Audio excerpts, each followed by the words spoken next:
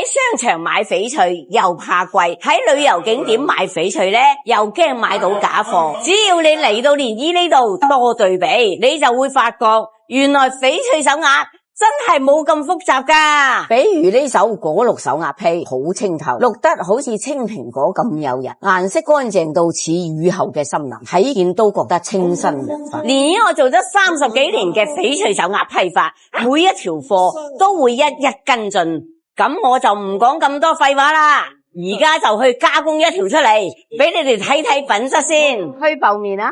心中一切似風，天黑天光都似夢。加工完之後，成隻手鐲嘅果綠色鮮豔到好似新鮮滴落嚟嘅青蘋果，喺自然光下晶瑩剔透又有質感，清新脫俗嘅果綠色戴上手，成個人溫柔又靈。保 A 保真，所見即所得。